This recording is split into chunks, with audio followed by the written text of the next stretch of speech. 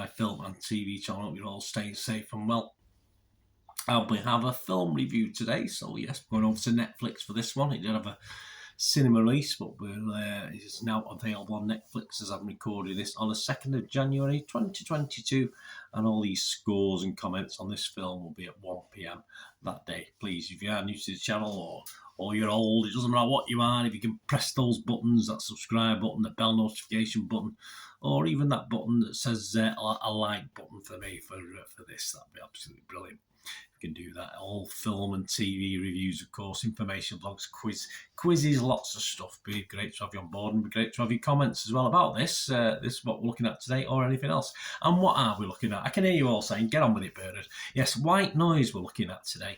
135 minutes. One of those sort of quirky films that I do look forward to watching, because they're not everyone's cup of tea. But let's see how I got on with this one. 135 minutes, so sounded a bit long to me, a bit overly long.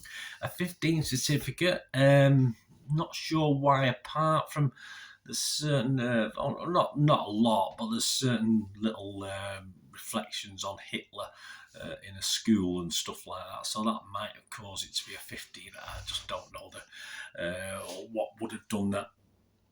It's classed as an absurdist comedy drama film written for the screen and directed by Noah Baumbach, or adapted from the 1985 novel of the same name by Don DeLillo.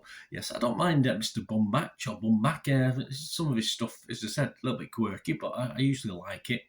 And it's his first directed feature not to be based on an original story of his own, so he's doing other people's work with this one. And the film stars Adam Driver as the main guy, Greta Gerwig as his suffering spouse, Don Cheadle, Rafi Cassidy, Sam Nivola and May Nivola. And it's set in the 1980s, so it's always nice. I don't mind films setting back when I can remember. All right, it's the USA as opposed to the UK, but certain things sort of ring true for both over the pond and etc. The story follows the life of an academic and his family when an air contamination accident occurs near where they reside. So what's the scores? What's the scores on the doors? Well, as at the 1st of January, when I actually looked at the scores, Rotten Tomatoes audience, just 39% positivity, so not great. 2.6 out of 5, so just 5.2 out of 10, so a little bit, just over halfway. Internet Movie Database, 66% positivity. We're talking almost 7,000 scores and a 6 out of 10. Meta user, 5.3 out of 10, so that's the other website we look at. This was, as I said, available at selected cinemas from the end of November, and it's released on Netflix on December the 30th, so you might have a chance to watch it. Rotten Tomatoes critics, what are they thinking? Well, 63% is the score, which isn't great, but that's 200 reviews, so it's not bad, and it does get an average rating of 6.5 out of 10. So, yeah, these sort of films can appeal to the critics a lot more than they do to the public. 125 fresh and 75 rotten. So not overly convincing. Still a lot of rotten in there. Brian Lowry, he tuned out to this. He's from CNN.com. He said, Baumbach's pandemic-inspired undertones resonate on what level, but it's played in such stilted fashion as to make White Noise pretty easy to tune out. Brian Tellerico feels it loses its grip a little bit. He's from RogerEbert.com. He said, Baumbach's adaptation of White Noise unpacks its complex themes with a playful spirit for about 90 minutes before the writer-director arguably loses his grip on the more serious material in the final act. Yes, he probably does. I would totally agree.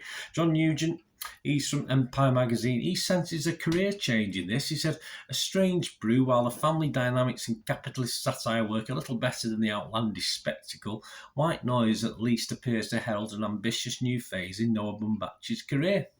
The site's consensus, White Noise may occasionally struggle with its allegedly unfilmable source material, but Noah Baumbach's, sorry about it, if we're getting his name wrong, my apologies, succeeds in finding the humorous heart, I should say Noah, humorous heart of its surprisingly timely story. Metacritic, the other side, their critics, 66 out of 100, so again, very similar, based on 41, scored anywhere between 50 to 100, 25 positive, 13 mixed, and just 3 negative, so that's not too bad. Collider's Brian Former will only give it 50, though he thought it difficult to transfer from the page to the film. I've not read the book. If you have, let me know. Satire is one of the trickiest things to translate from page to screen, and white noise never really cuts as deep as it should because the communication of the jokes is so rushed. Via DeLillo's style, that's quicker to process on the page than it is to export to the screen. And the Telegraph's Robbie Collin, he liked it. He presumes it had a nervous breakdown. No, he gave it 80 out of 100. He said, for this usually understated filmmaker, it's a madcap outlier and often resembles an early Steven Spielberg film having a nervous breakdown.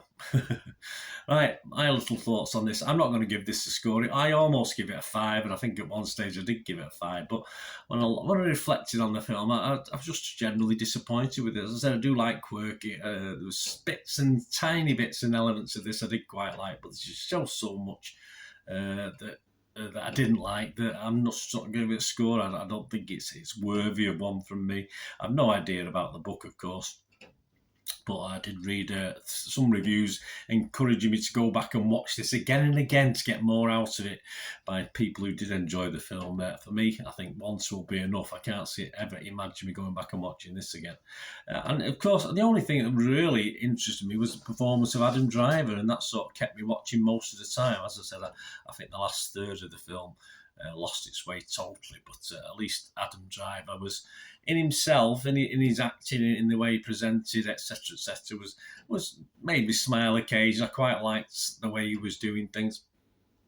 The setting and feel of the movie was good as well, and in the 80s, very clinical, bright colours like the supermarkets and stuff like that. But the story struggled even with Driver's presence, and let's face it, that pretty last naff 20-30 minutes up to the closing credit with the old supermarket rumba.